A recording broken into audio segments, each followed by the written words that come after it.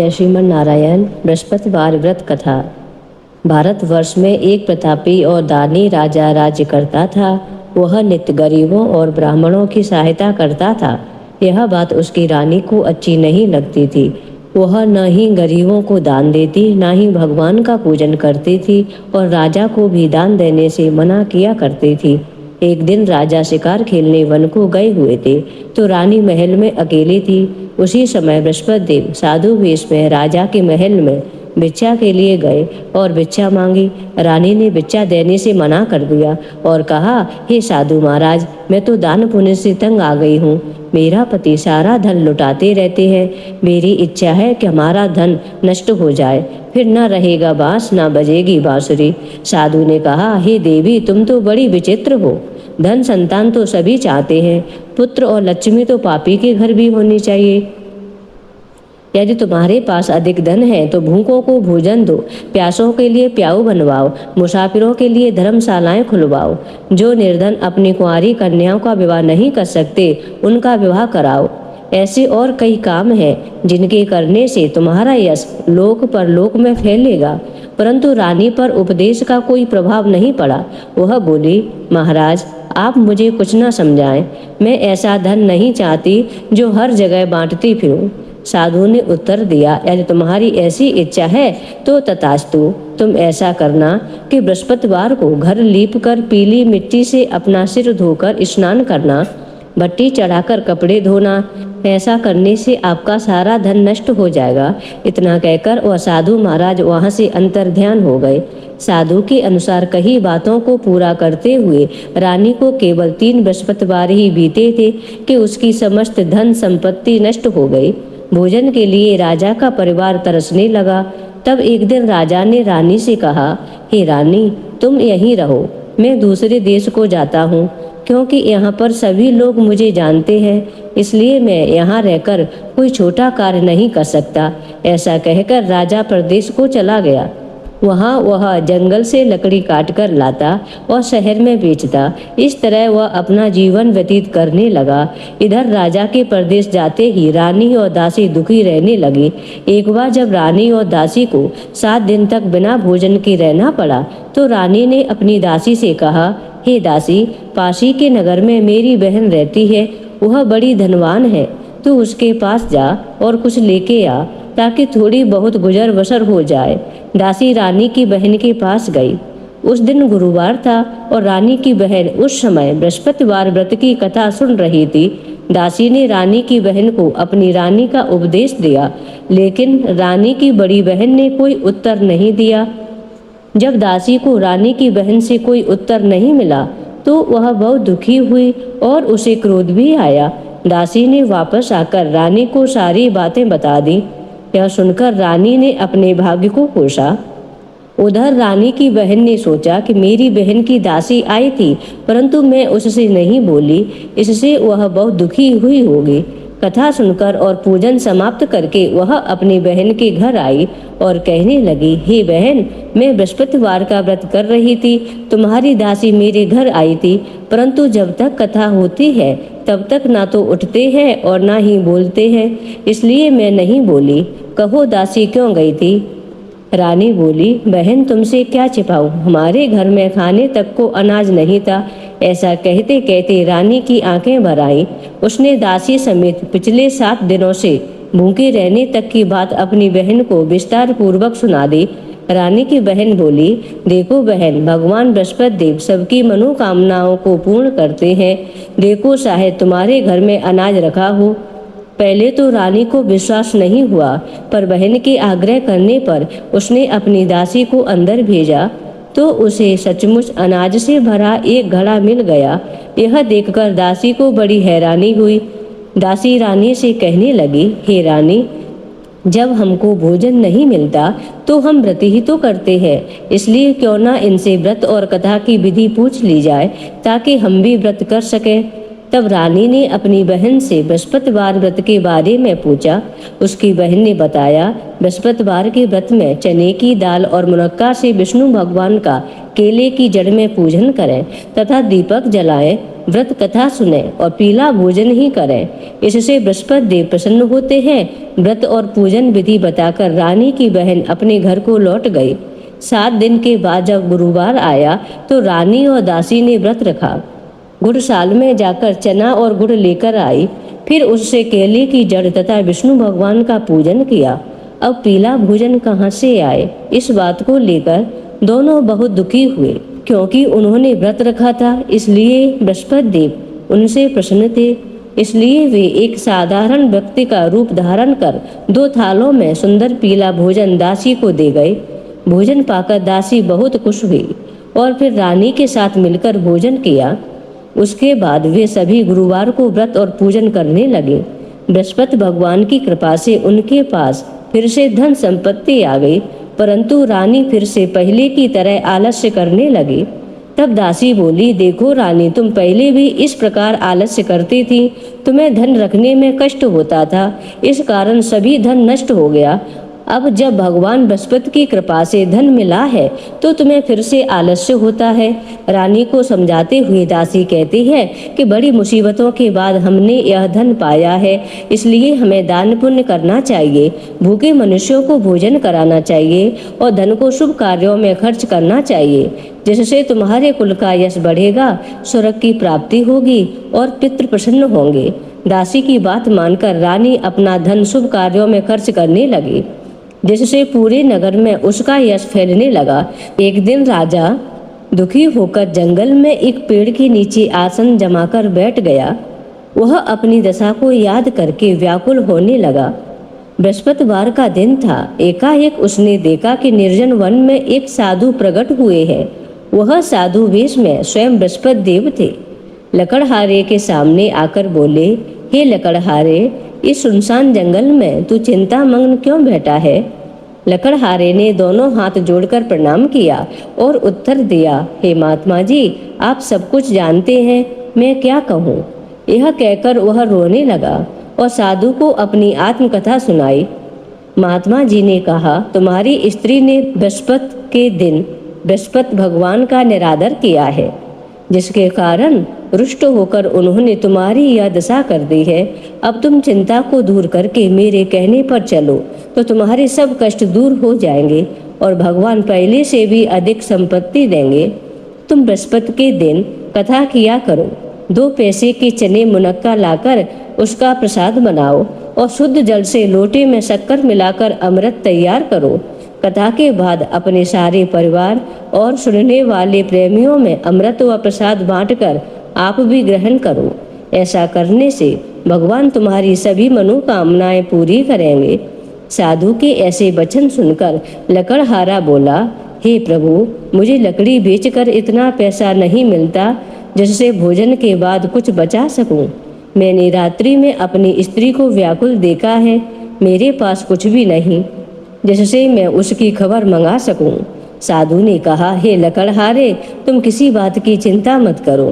बृहस्पति के दिन तुम रोजाना की तरह लकड़ियां लेकर शहर को जाओ। तुमको रोज से दुगना धन प्राप्त होगा, जिससे तुम भली भांति भोजन कर लोगे तथा बृहस्पति देव की पूजा का सामान भी आ जाएगा। इतना कहकर साधु अंतर्ध्यान हो गए। धीरे धीरे समय व्यतीत होने पर वही बृहस्पतिवार का दिन आया। लकड़हारा जंगल से लकड़ी काटकर किसी शहर में बेचने गया। उसे उस दिन और दिन से अधिक पैसा मिला। राजा ने चना गुड़ आदि लाकर गुरुवार का व्रत किया। उस दिन से उसके सभी क्लेश दूर हो गए। परंतु जब दूसरा गुरुवार का दिन आया तो बृहस्पतिवार का व्रत करना भूल गया। इस कारण बृहस्पति भगवान नाराज हो गए। उस दिन उस नगर की राजा ने विशाल यज्ञ का आयोजन किया था।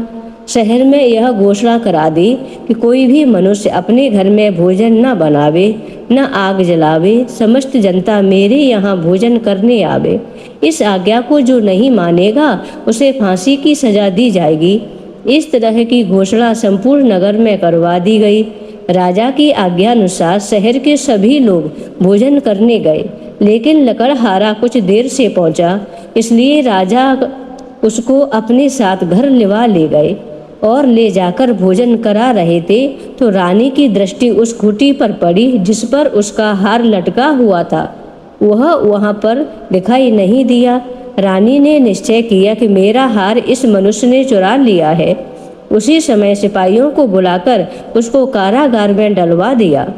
जब लकड़हारा कारागार में पड़ गया और बहुत दुखी होकर विचार करने लगा कि न जाने कौन से पूर्व जन्म के कर्म से मुझे यह दुख प्राप्त हुआ है, और उसी साधु को याद करने लगा जो कि जंगल में मिला था।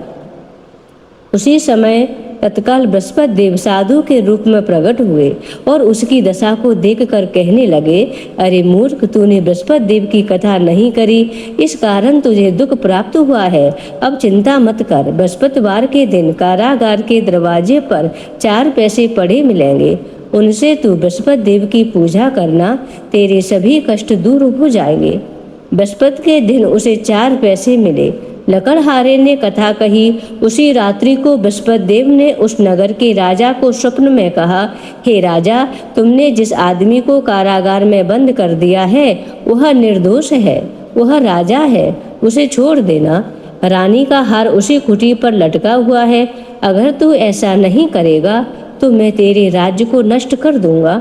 इस तरह रात्रि के स्वप्न को देखकर राजा प्रातः काल उठा और खूंटी पर हार देखकर लकड़हारे को बुलाकर क्षमा मांगी तथा लकड़हारे को योग्य सुंदर वस्त्र आभूषण देकर विदा कर दिया। बृहस्पति देव की आज्ञा अनुसार लकड़हारा अपने नगर को चल दिया। राजा जब अपने नगर के निकट पहुंचा तो उसे बड़ा आश्चर्य हुआ। नगर में पहले से अधिक बाग, तालाब, कुएं तथा बहुत सी धर्मशालाएं, मंदिर आदि बन गई हैं। राजा ने पूछा, यह किसका बाग और धर्मशाला है? तब नगर के सभी लोग कहने लगे, यह सब रानी और बांदी के हैं। तो राजा को आश्चर्य हुआ और गुस्सा भी आया। जब रानी ने यह खबर सुनी कि राजा आ रहे हैं तो उन्होंने बांदी से कहा कि हे दासी, देख राजा हमको कितनी बुरी हालत में छोड़ गए थे। हमारी ऐसी हालत देखकर वह लौट ना जाए, इसलिए तू दरवाजे पर खड़ी हो जा। आज्ञा अनुसार दासी दरवाजे पर खड़ी हो गई। राजा आए तो उन्हें अपने साथ लिवा लाई। तब राजा ने क्रोध करके अपनी रानी से पूछा कि यह धन तुम्हें कैसे प्राप्त हुआ? तब उन्होंने कहा, हमें यह सब धन बृहस्पति देव के इस व्रत के प्रभाव से प्राप्त हुआ है। राजा ने निश्चय किया कि 7 रोज बाद तो सभी बृहस्पति देव का पूजन करते हैं, परंतु मैं प्रतिदिन दिन में 3 बार कहानी तथा रोज व्रत किया करूँगा। अब हर समय राजा के दुपट्टे में चने की दाल बंधी रहती तथा दिन में 3 बार कहानी कहता।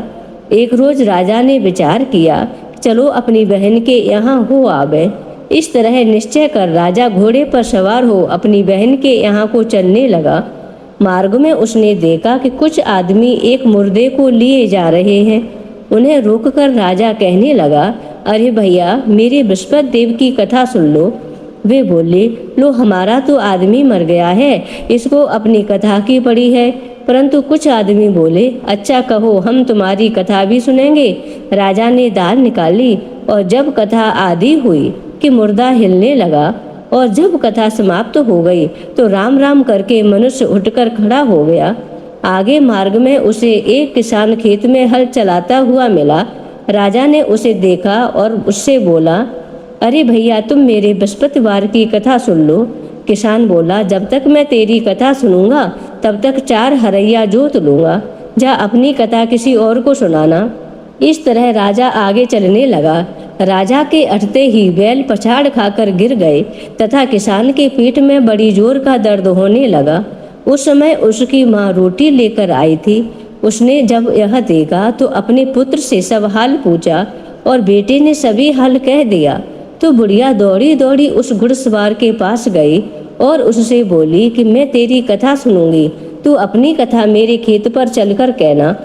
राजा ने बुढ़िया के खेत पर जाकर कथा कही, जिसके सुनते ही वह बैल उठ खड़े हुए तथा किसान के पेट का दर्द भी बंद हो गया। राजा अपनी बहन के घर पहुंचा। बहन ने भाई की खूब मेहमानी की। दूसरे रोज प्रातःकाल राजा जगा तो वह देखने लगा कि सब लोग भोजन कर रहे हैं। राजा ने अपनी बहन से कहा, ऐसा कोई मनुष्य है जिसने भोजन नहीं किया हो? मेरे बृहस्पतिवार की कथा सुन ले। बहन बोली, हे भैया, यह देश ऐसा ही है कि पहले यहाँ लोग भोजन करते हैं, बाद में अन्य काम करते हैं। अगर कोई पड़ोस में हो तो देख आऊं। वह ऐसा कहकर देखने चली गई, परंतु उसे कोई ऐसा व्यक्ति नहीं मिला जिसने भोजन नहीं किया हो। अतः वह एक कुमार के घर गई जिसका लड़का बीमार था। उसे मालूम हुआ कि उनके यहाँ 3 रोज से किसी ने भोजन नहीं किया। रानी ने अपने भाई की कथा सुनने के लिए कुमार से कहा तो वह तैयार हो गया। राजा ने जाकर बृहस्पतिवार की कथा कही, जिसको सुनकर उसका लड़का ठीक हो गया। अब तो राजा की प्रशंसा होने लगी। एक रोज राजा ने अपनी बहन से कहा कि हे बहन, हम अपने घर को जाएंगे, तुम भी तैयार हो जाओ। राजा की बहन ने अपनी सास से कहा। सास ने कहा, हाँ चली जा, परंतु अपने बच्चों को न ले जाना, क्योंकि तेरे भाई की कोई औलाद नहीं है। बहन ने अपने भैया से कहा, हे भैया, मैं तो चलूंगी, पर कोई बालक नहीं जाएगा। राजा बोला, जब कोई बालक नहीं चलेगा तब तुम ही क्या करोगी। बड़े दुखी मन से राजा अपने नगर को लौट आया। राजा ने अपनी रानी से कहा, हम निर्वंशी हैं, हमारा मुंह देखने का धर्म नहीं है और कुछ भोजन आदि नहीं किया। रानी बोली, हे स्वामी, बृहस्पति देव ने हमें सब कुछ दिया है, वह हमें औलाद अवश्य देंगे। उसी रात को बृहस्पति देव ने राजा से स्वप्न में कहा, हे राजा, उठ, सभी सोच त्याग दे, तेरी रानी गर्भ से है। राजा को यह बात सुनकर बड़ी खुशी हुई। 9वें महीने में रानी के गर्भ से एक सुंदर पुत्र पैदा हुआ।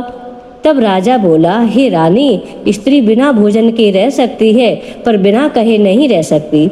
जब मेरी बहन आवे तुम उससे कुछ नहीं कहना। रानी ने सुनकर हाँ कर दिया। जब राजा की बहन ने यह शुभ समाचार सुना तो वह बहुत खुश हुई तथा बधाई लेकर अपने भाई के यहाँ आई। तभी रानी ने कहा, घोड़ा चढ़कर तो नहीं आई, गधा चढ़ी आई। राजा की बहन बोली, भाभी, मैं इस प्रकार न कहती तो तुम्हें औलाद कैसे मिलती। बृहस्पति देव ऐसे ही है, जैसे जिसके मन में कामना है सभी को पूर्ण करते हैं। जो सद्भावना पूर्वक बृहस्पतिवार का व्रत करता है एवं कथा पढ़ता है या सुनता है या दूसरों को सुनाता है, बृहस्पति देव उसकी सभी मनोकामनाएं पूर्ण करते हैं। भगवान बृहस्पति देव उसकी सदैव रक्षा करते हैं। संसार में जो मनुष्य सद्भावना से भगवान जी का पूजन व्रत सच्चे हृदय से करते हैं तो उनकी सभी मनोकामनाएं पूर्ण होती हैं। जैसी सच्ची भावना से रानी और राजा ने उनकी कथा का गुणगान किया तो उनकी सभी इच्छाएं बृहस्पति देव जी ने पूर्ण की थीं। इसलिए पूर्ण कथा सुनने के बाद प्रसाद लेकर जाना चाहिए। हृदय से उनका मनन करते हुए जयकारा बोलना चाहिए। बोलो बृहस्पति देव भगवान की जय, श्री हरि नारायण की जय।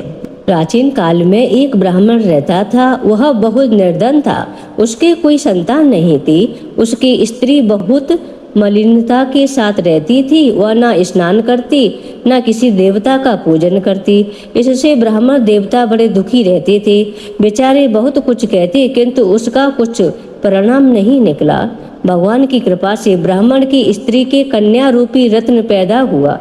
कन्या बड़ी होने पर प्रातः स्नान करके भगवान विष्णु का जाप व बृहस्पतिवार का व्रत करने लगी। अपने पूजन पाठ को समाप्त करके विद्यालय जाती तो अपनी मुट्ठी में जौ भर के ले जाती और पाठशाला के मार्ग में डालती जाती। तब ये जौ स्वर्ण के हो जाते तो लौटते समय उनको बीनकर घर ले आती थी। एक दिन वह बालिका सूप में उस सोने के जौ साफ कर रही थी कि उसके पिता ने देख लिया और कहा, हे बेटी, सोने के जौ के लिए सोने का सूप होना चाहिए। दूसरे दिन बृहस्पतिवार था। इस कन्या ने व्रत रखा और बृहस्पति देव से प्रार्थना की, मैंने आपकी पूजा सच्चे मन से की हो तो मेरे लिए सोने का सूप दे दो। बृहस्पति देव ने उसकी प्रार्थना स्वीकार कर ली। रोजाना की तरह वह कन्या जौ फैलाती हुई जाने लगी। जब लौटकर जौ बीन रही थी तो बृहस्पति देव की कृपा से सोने का सूप मिला। उसे वह घर ले आई और उसमें जौ साफ करने लगी, परंतु उसकी माँ का वही ढंग रहा। एक दिन की बात है कि वह कन्या सोने के सूप में जौ साफ कर रही थी। उस शहर का राजपुत्र वहां से होकर निकला। इस कन्या के रूप और कार्य को देखकर मोहित हो गया तथा अपने घर जाकर भोजन तथा जल त्याग कर उदास होकर लेट गया। राजा को इस बात का पता लगा तो अपने प्रधानमंत्री के साथ उसके पास गए और बोले, हे बेटा, तुम्हें किस बात का कष्ट है?